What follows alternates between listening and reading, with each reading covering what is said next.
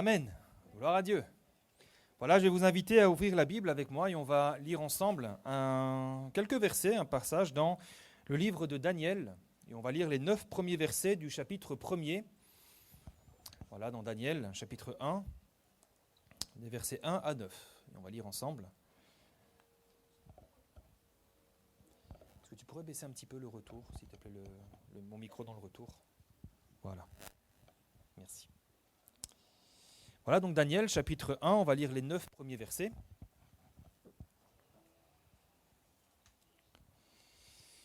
La 3e année du règne de Joachim, roi de Juda, Nebuchadnezzar, roi de Babylone, marcha contre Jérusalem et l'assiégea.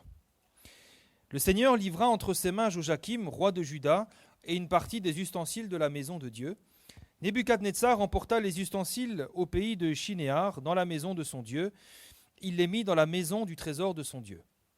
Le roi donna l'ordre à Ashpenaz, chef des eunuques, d'amener quelques-uns des enfants d'Israël, de race royale ou de famille noble. De jeunes garçons, donc sans défaut corporel, beaux de figure, doués de sagesse, d'intelligence et d'instruction, capables de servir dans le palais du roi et à qui l'on enseignerait les lettres et la langue des Chaldéens. Le roi leur assigna pour chaque jour une portion des mets de sa table et du vin dont ils buvaient, voulant les élever pendant 3 années, au bout desquelles ils seraient au service du roi. Il y avait parmi eux, d'entre les enfants de Juda, Daniel, Anania, Michaël et Azaria. Le chef des eunuques leur donna des noms, à Daniel celui de Belshazzar, Anania celui de Shadrach, Michaël celui de Méshach et Azaria celui d'Abed-Négo. Daniel résolut de ne pas se souiller par les mets du roi et par le vin dont le roi buvait, et il pria le chef des eunuques de ne pas l'obliger à se souiller. Dieu fit trouver à Daniel faveur et grâce devant le chef des eunuques. Amen. Ce texte ici nous parle du jeune Daniel, et il nous met en évidence, c'est l'introduction du livre de Daniel, et dès l'introduction, il met en évidence son obéissance et sa loyauté envers Dieu.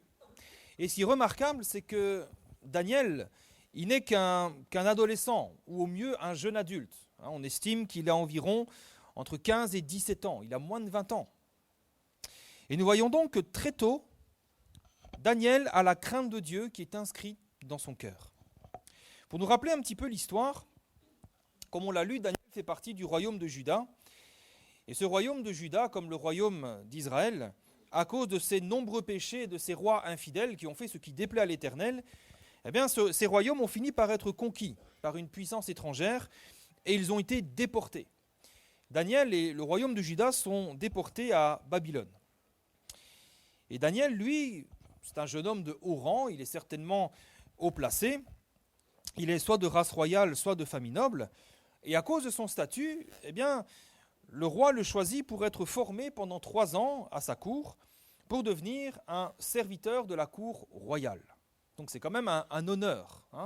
C'est pas comme s'il allait là-bas en tant qu'esclave, en tant que ou autre. Daniel va à Babylone, mais il entre dans la cour des grands, puisqu'il va travailler à la cour du roi. Et là, il va recevoir une éducation. Il va être versé dans la littérature, il va avoir des professeurs, il va être versé dans la culture, dans la religion et même dans la gastronomie de Babylone, puisqu'il partage celle du roi. Et là, sur ce dernier point, eh bien, Daniel doit faire un choix.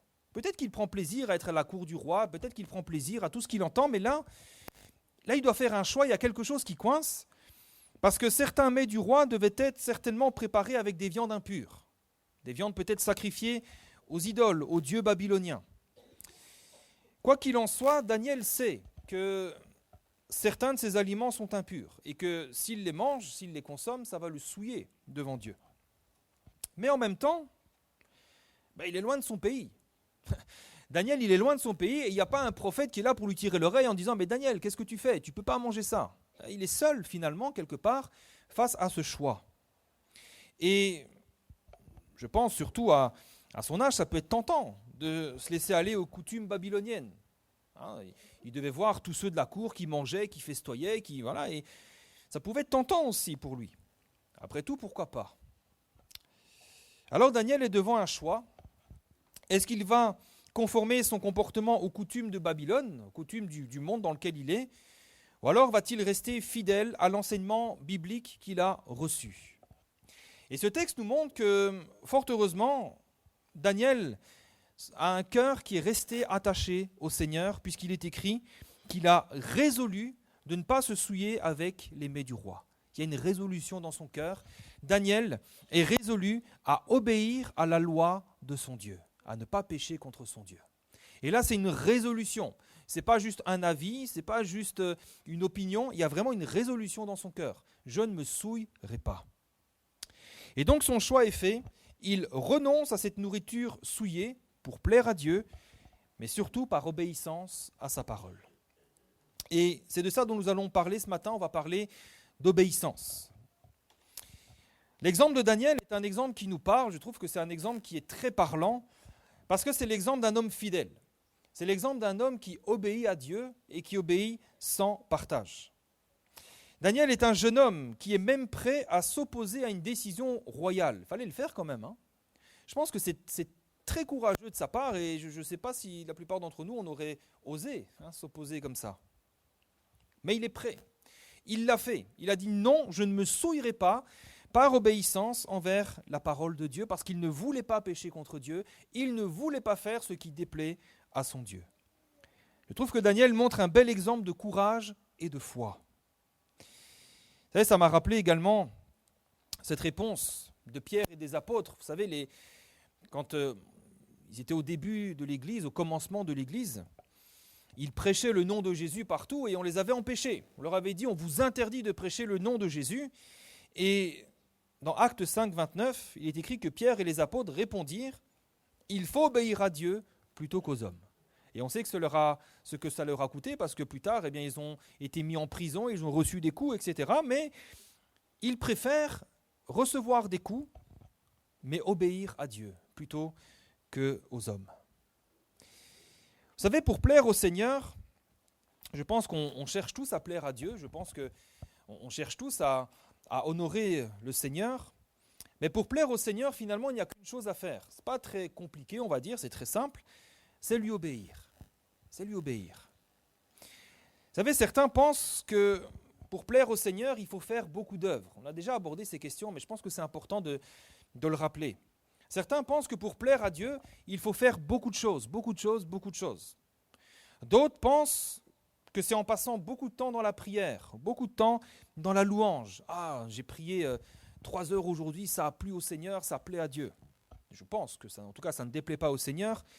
Mais la vérité, c'est que la chose dans laquelle Dieu prend le plus plaisir, c'est dans notre obéissance. C'est dans notre obéissance. C'est quand nous prenons à cœur d'observer sa parole, de faire ce qu'il désire, de faire ce qu'il veut. On connaît ce texte dans 1 Samuel chapitre 15 verset 22 où Samuel va dire à Saül « L'Éternel trouve-t-il du plaisir dans les holocaustes et dans les sacrifices, comme dans l'obéissance à la voix de l'Éternel ? Voici, l'obéissance vaut mieux que les sacrifices et l'observation de sa parole vaut mieux que la graisse des béliers, car la désobéissance est aussi coupable que la divination. » Ça va loin quand même, et la résistance ne l'est pas moins que l'idolâtrie et les théraphim. Vous voyez, l'obéissance à Dieu, c'est vraiment quelque chose de très important. C'est ce qu'il y a même de plus important pour Dieu. Quelqu'un qui désobéit à sa parole, finalement, c'est ce qu'il est écrit ici, c'est comme s'il allait voir les devins, c'est comme s'il allait faire de la magie, de l'idolâtrie et ce genre de choses. Et ça, Daniel le savait. Daniel connaissait son Dieu, il était jeune, mais pourtant, il connaissait son Dieu et il savait que ce qui plaisait à Dieu, c'était l'obéissance. Dieu trouve tout son plaisir dans l'obéissance de ses enfants. C'est comme ça que le Seigneur prend plaisir, c'est ce qui réjouit son cœur. C'est l'obéissance de ses enfants. Et l'obéissance vaut pour lui-même plus que tous les sacrifices qu'on pourrait lui offrir. D'ailleurs, la Bible dit, vous savez sur quelle base nous sommes justifiés par la foi ? C'est sur un acte d'obéissance. C'est quand Jésus a obéi. Il s'est rendu obéissant jusqu'à la mort de la croix. Et c'est son obéissance qui a permis à Dieu d'agréer son sacrifice pour le pardon des péchés de tous ceux qui se confieraient en lui. Alors je pense que quand on réalise à quel point l'obéissance est importante pour Dieu, ça doit quand même nous interpeller. Parce que si nous aimons Dieu de tout notre cœur, de toute notre âme, de toute notre force et de toute notre pensée, alors on va chercher par tous les moyens à lui obéir en observant sa parole. Si j'aime Dieu de tout mon cœur, je ferai tout pour lui plaire. Et ça passe par l'obéissance. Maintenant, le problème, c'est que l'obéissance n'est pas un thème très populaire aujourd'hui. On n'aime plus trop parler d'obéissance. On n'aime plus trop parler de soumission. On n'aime plus trop parler de tout ça. On parle des obéissances civiques, etc. Il y a avec tout ce qui se passe en ce moment. On voit que l'obéissance, ce n'est pas un thème très populaire. Et généralement, on ne veut pas obéir parce souvent, on voit seulement le côté contraignant de l'obéissance. On ne voit que le côté un peu frustrant. Nous, généralement, ce qu'on veut, c'est quoi ? C'est être libre. Et parfois, on refuse d'obéir parce qu'on se dit « Non, mais moi, je suis libre. Moi, je suis libre, je veux faire ce que je veux. » Et quelque part, c'est un peu normal, c'est naturel, parce que nous avons été créés pour la liberté. Quand le Seigneur a créé Adam et Ève, ils avaient été créés pour la liberté. Ils avaient un jardin complet pour eux. Il y avait une seule restriction, mais un nombre incalculable de choses qu'ils pouvaient faire. Ils avaient été créés pour la liberté. Ils faisaient ce qu'ils voulaient dans le jardin. Ils mangeaient les fruits qu'ils voulaient, ils pouvaient jouer avec les animaux. Enfin, voilà, ils faisaient tout ce qu'ils voulaient. Et souvent, nous, si on ne veut pas obéir, c'est parce qu'on pense que l'obéissance est une atteinte à notre liberté. Seigneur, on se dit, mais je ne veux pas obéir, je ne veux pas faire ceci, je ne veux pas faire cela, parce que je suis libre de faire ce que je veux. Et vous savez, on le voit souvent avec les enfants. Je pense que d'ailleurs, ça vient de l'enfance, tout ça. Vous leur interdisez quelque chose pour leur bien, et généralement, c'est quoi la réaction ? Ils sont frustrés, ils sont mécontents, ils boudent. Je me souviens, moi, quand j'étais petit, on était allé voir des animaux dans un parc. Les animaux étaient en semi-liberté, ils étaient gardés dans un enclos par des clôtures électriques. Et les clôtures électriques, c'était juste des fils. Et moi, je voulais m'approcher des animaux, je voulais toucher la clôture. Et on m'avait dit, non, ne fais pas ça. Ah, moi, j'étais frustré. Je me dis, comment ça ? Je me suis approché un petit peu trop près, j'ai touché la clôture, alors qu'on m'avait dit de ne pas le faire. Et là, j'ai reçu une belle grosse décharge. Je m'en souviens encore aujourd'hui parce que j'avais l'impression qu'on m'avait donné un coup dans le bras, j'étais tout sonné. Et oui, j'ai pris la liberté de faire ce que je voulais, mais ça m'avait coûté une belle douleur dans le bras. Vous savez, je pense que ça, c'est un petit peu l'expérience de tous les hommes qui veulent prendre leur liberté. Et qu'est-ce qu'on se remarque généralement ? C'est qu'on prend notre liberté, on fait ce qu'on a envie, et puis finalement, on voit qu'il y a quelque chose d'autre qui s'est accompli. Moi, je voulais simplement toucher la clôture, etc. Je ne voulais pas me prendre une décharge. Ça m'a servi de leçon. Vous savez, tous les hommes, naturellement, aspirent à la vraie liberté, mais sans réellement comprendre ce que c'est vraiment. Vous savez, la vraie liberté, ce n'est pas faire tout ce qu'on a envie de faire. Ce n'est pas ça la vraie liberté. Et malheureusement, beaucoup pensent que la liberté, c'est faire ce que j'ai envie, c'est être sans loi, sans maître. Mais ce n'est pas ça. Pourquoi ? Galates chapitre 5, verset 17 nous dit que la chair a des désirs contraires à ceux de l'esprit, et l'esprit en a de contraires à ceux de la chair. Ils sont opposés entre eux, afin que vous ne fassiez point ce que vous voudriez. Autrement dit, on ne peut pas faire ce qu'on veut. Pour le dire autrement, si nous choisissons d'accomplir les désirs de notre cœur en pensant que c'est ça la liberté, eh bien ça ne nous amènera jamais dans la vraie liberté. Que nous le voulions ou pas, tous les hommes sont soumis à des lois qui les dominent et qui conditionnent leur choix. Et pour être plus précis, ces lois, ce n'est finalement qu'une seule loi, eh bien c'est la loi du péché. Dans Romains chapitre 7, verset 23, l'apôtre Paul va, d'ailleurs tout le chapitre 7 est un chapitre très, très important, très profond. L'apôtre Paul va dire qu'il voit dans ses membres une autre loi, une loi qui lutte contre la loi de son entendement. Donc l'apôtre Paul, il veut faire ceci, il veut faire cela, mais il voit qu'il y a quelque chose qui lutte. Et même il va dire quelque chose qui le rend captif de la loi du péché qui est dans mes membres. Alors, où est notre liberté quand c'est la loi du péché qui est en nous, qui nous domine et qui nous rend captifs ? Vous l'avez certainement remarqué, nous péchons naturellement. Il n'y a pas besoin de forcer pour pécher, il n'y a pas besoin d'aller à l'école, il n'y a pas besoin d'apprendre. C'est quelque chose qui est inscrit en nous. quelque chose que nous faisons naturellement, quelque chose qui est absolument naturel, instinctif, et nous ne pouvons pas naturellement nous en défaire. Toujours dans Romains chapitre 7 au verset 25, l'apôtre Paul va dire « Je suis par la chair esclave de la loi du péché ». Où est la liberté ? Et c'est pour ça qu'il dira au verset 19 « Je ne fais pas le bien que je veux et je fais le mal que je ne veux pas ». Ça, c'est un petit peu le tableau d'un homme ordinaire, d'un homme qui peut-être essaye de faire les choses à sa manière. Ça, c'est le piège. Quand nous croyons que la vraie liberté, c'est succomber à nos envies, à nos désirs, faire ce qu'on a envie de faire, sans loi. Vous savez, c'est un peu comme la parabole du fils prodigue. Vous connaissez cette parabole où ce fils décide de partir de la maison de son père, il prend son héritage et il va faire ce qu'il a envie. Il va vivre sa vie, sans contrainte, sans personne, sans autorité au-dessus de lui. Je suis libre. Alors oui, au début, c'est bien. Oui, au début, c'est cool, il a la belle vie, il se sent fort et libre. Mais il arrive un moment donné où il finit dans un parc cochon et il mange moins bien que les cochons. C'est une image qui nous montre, frères et sœurs, que si nous essayons de prendre notre liberté, de vivre les choses par nous-mêmes, eh bien le péché finira toujours par nous rappeler qui est le maître, et c'est jamais nous. Alors c'est vrai qu'on va se dire, oui, moi je rencontre parfois des hommes ou des femmes qui vivent sans Dieu, qui font ce qu'ils veulent. Ils s'enrichissent, ils profitent, et voilà, ils sont heureux.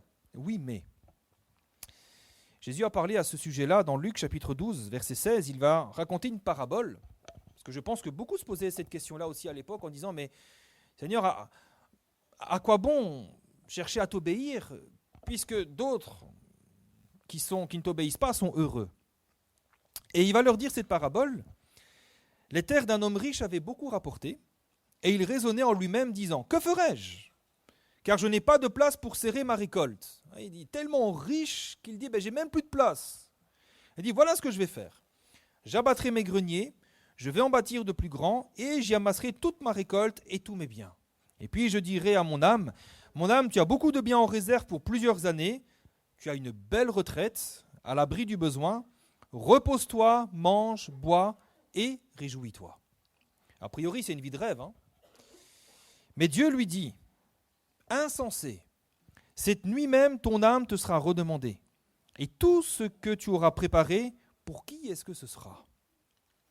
Et le Seigneur va conclure en disant, « Il en est ainsi de celui qui amasse des trésors pour lui-même et qui n'est pas riche pour Dieu. » Autrement dit, le péché finira toujours par nous rappeler qui est le maître. Et c'est jamais nous. Pourquoi je vous dis tout ça ? Eh bien, tout simplement parce que Dieu n'est pas contre notre liberté. Dieu n'est pas contre la liberté, bien au contraire. Dieu veut notre liberté. Et Dieu veut nous rendre réellement libres. Dans Galates chapitre 5, verset 1, il est écrit que c'est pour la liberté que Christ nous a affranchis. Ce n'est pas pour l'esclavage, ce n'est pas pour nous contraindre, ce n'est pas pour nous asservir, mais c'est pour la liberté. Dans Jean 8, 36, il est écrit que si le Fils vous affranchit, vous serez réellement libre. Dieu n'est pas contre la liberté. Maintenant, c'est quoi réellement la liberté ? Eh bien, la vraie liberté, c'est de pouvoir renoncer au péché. C'est de pouvoir dire non à cette loi naturelle qui est dans nos membres et qui nous conduit toujours à faire ce qui nous déplaît. C'est la liberté de pouvoir renoncer au péché pour faire ce qui est bien devant Dieu.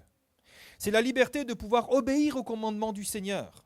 Des commandements qui ne sont pas là pour nous contraindre, qui ne sont pas là pour nous frustrer, mais pour nous amener dans la paix, dans le bonheur et dans la joie. Et ça, c'est important de le comprendre.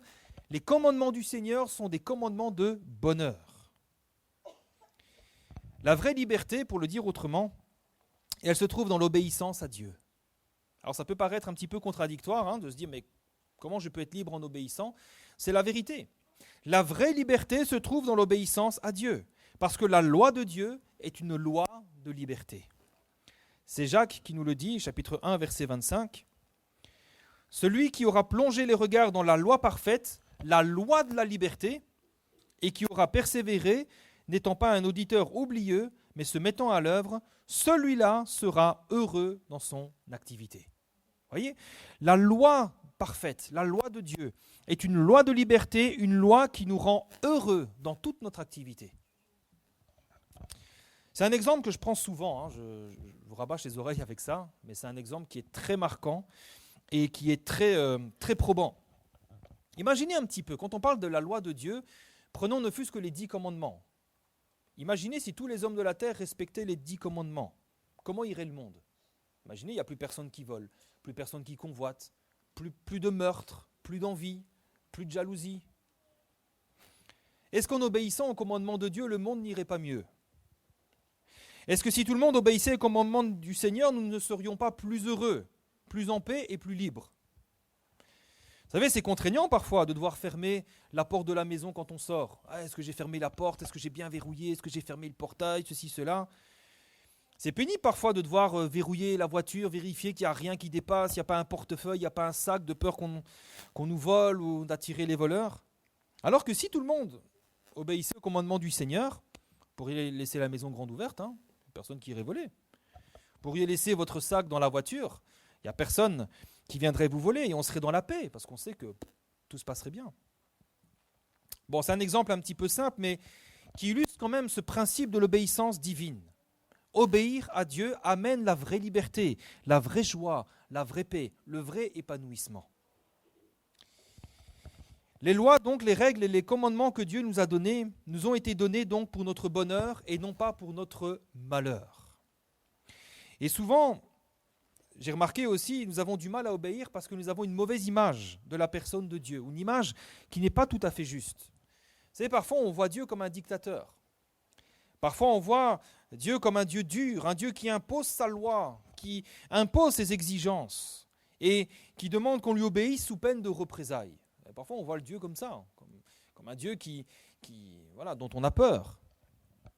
Mais ça, ce n'est pas le Dieu de la Bible, parce que notre Dieu est un Dieu bon, c'est un Dieu d'amour.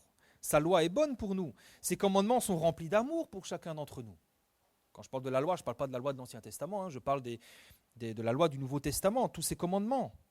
Vous savez, Dieu est notre Père, ne l'oublions pas, ce n'est pas un dictateur dur, froid, intransigeant. Dieu est notre Père et il est un Père qui nous aime. C'est lui qui nous a conçus dans le sein de notre mère, nous dit la Bible, le psaume 139. C'est toi qui as formé mes reins, qui m'as tissé dans le sein de ma mère. Avant même que nous venions au monde, comme on l'a chanté tout à l'heure, on était déjà dans ses plans. Toujours dans le psaume 139, quand je n'étais qu'une masse informe, tes yeux me voyaient. Et sur ton livre étaient tous inscrits les jours qui m'étaient destinés avant qu'aucun d'eux n'existe. C'est prodigieux quand même. Un Dieu qui bien longtemps avait pensé à nous. Et ce qui réjouit le cœur de Dieu, ce n'est rien de plus qu'un pécheur qui se repent. Dans Luc 15, verset 7, il est dit qu'il y aura plus de joie dans le ciel pour un seul pécheur qui se repent que pour 99 justes qui n'ont pas besoin de repentance. Pour revenir à la parabole du fils prodigue, l'attitude du Père représente l'attitude de Dieu à notre égard. Et nous voyons que c'est un père qui pourtant a été humilié, qui pourtant a été comme traîné dans la boue par son fils. Mais pourtant, quand son fils revient, il court le serrer dans ses bras. Et il se réjouit de retrouver son fils. Ça, c'est notre Père, notre Dieu d'amour. Et un tel Dieu d'amour ne va pas donner des instructions pour dominer ou asservir les hommes, pour les réduire en esclavage. Il ne peut pas faire ça. Si Dieu donne ses conseils, si Dieu donne ses commandements, c'est pour nous montrer le chemin du bonheur, de la joie et de la paix. Ces commandements sont comme la lumière sous notre sentier. C'est ce que nous dit aussi la parole dans le psaume 119. Ta parole est une lampe sur mon sentier, une lumière sur mon sentier. C'est ce qui nous permet d'avancer en sécurité, dans la paix. C'est ce qui nous permet d'éviter des pièges. Et si Dieu donne donc sa loi et ses instructions, c'est parce qu'il sait que ses commandements sont bons pour nous. Dans Matthieu chapitre 11, verset 28, il est écrit « Venez à moi, vous tous qui êtes fatigués et chargés, et je vous donnerai du repos. » On connaît ce texte, on le prêche souvent. « Prenez mon joug sur vous, recevez mes instructions, car je suis doux et humble de cœur, et vous trouverez le repos pour vos âmes, car mon joug est doux et mon fardeau léger. » Il y a un point important ici. Le repos, c'est quoi ? On pense généralement que le repos, c'est venir à Dieu. Oui, ça commence par là. Mais Jésus a dit aussi, recevez mes instructions. Obéissez, se mettre sous le joug du Seigneur, ça veut dire lui obéir. Recevoir ses instructions, c'est obéir à ses commandements. Et c'est quoi la promesse? Vous trouverez le repos pour vos âmes. Vous savez, je pense que c'est l'ennemi qui essaye de nous faire croire que si nous obéissons au Seigneur, si nous cherchons à être conformes à sa parole, ça va nous rendre malheureux, ça va nous rendre frustrés. Mais Jésus nous dit, et Jésus ne dit que la vérité, si vous prenez mon joug, si vous recevez mes instructions, vous trouverez le repos pour vos âmes. C'est remarqué que quand on suit nos tendances naturelles, quand on désobéit au Seigneur, on n'est jamais dans le repos. On n'est jamais dans le repos. Au contraire, on est agité, on ne dort plus la nuit, on est fâché, on est agité. Mais quand on reçoit les instructions du Seigneur, quand on se soumet à sa parole, là, on trouve le repos, on retrouve la paix. Et quand nous réalisons que les instructions du Seigneur nous sont données pour notre bonheur, pour le repos de notre âme, la réponse, c'est l'obéissance. Ce qui veut dire que nous pouvons tout à fait voir l'obéissance comme un acte de foi envers l'amour de Dieu.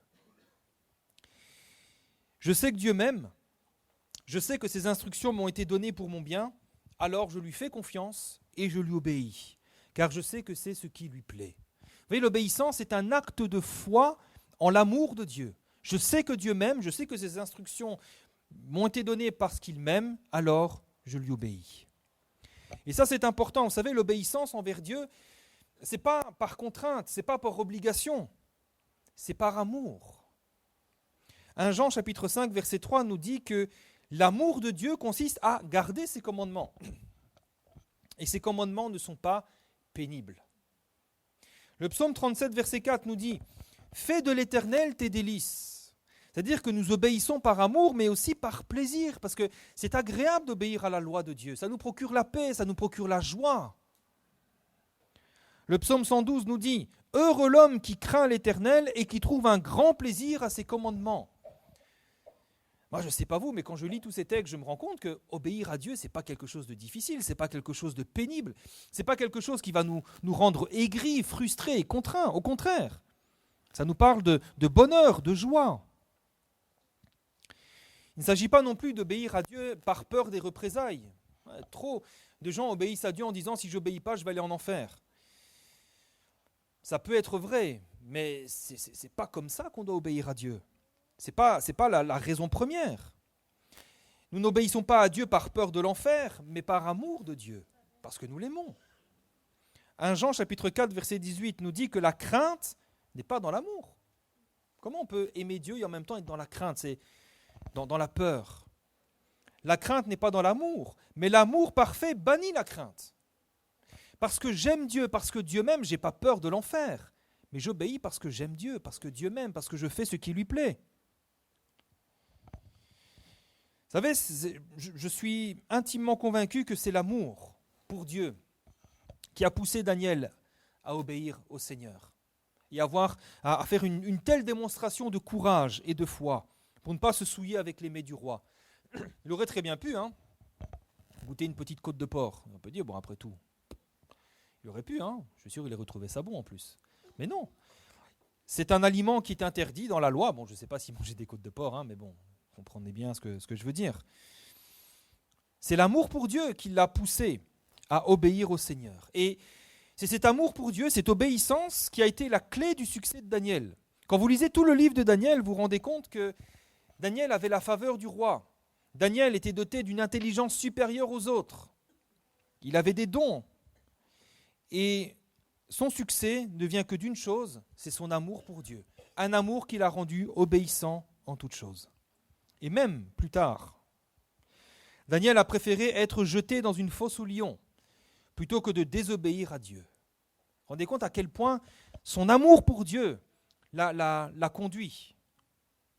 Mais Dieu l'a délivré.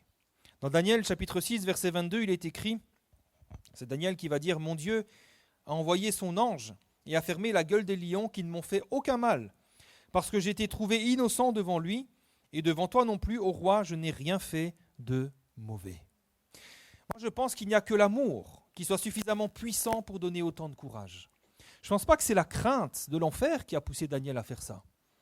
Il n'y a que l'amour pour son Dieu qui peut le pousser à dire « Seigneur, s'il faut mourir, eh bien je meurs, tant pis, mais je ne désobéirai pas à ta loi. » Et c'est pour cela que le premier et le plus grand commandement, c'est tu aimeras ton Dieu. Pourquoi ? Parce que tout vient de là.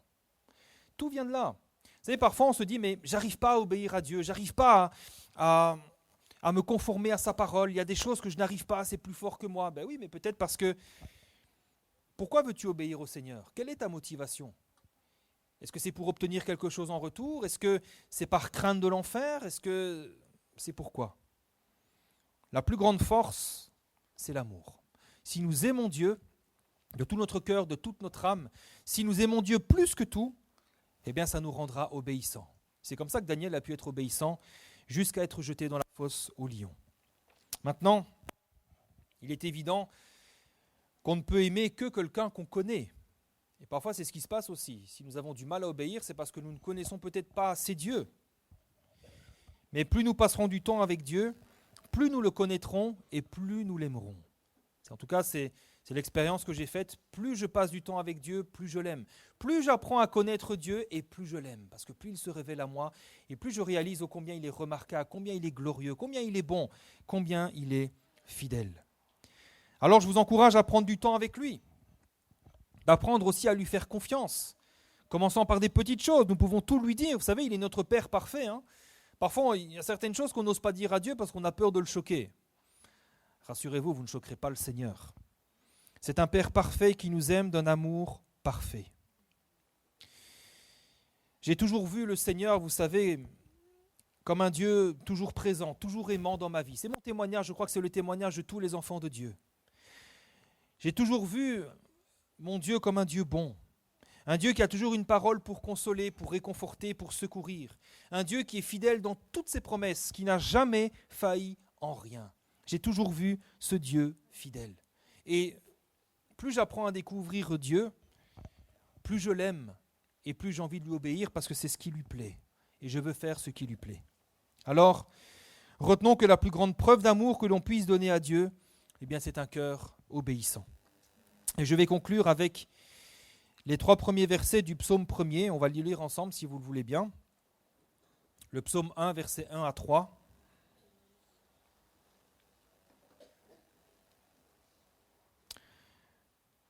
Le psaume 1, versets 1 à 3.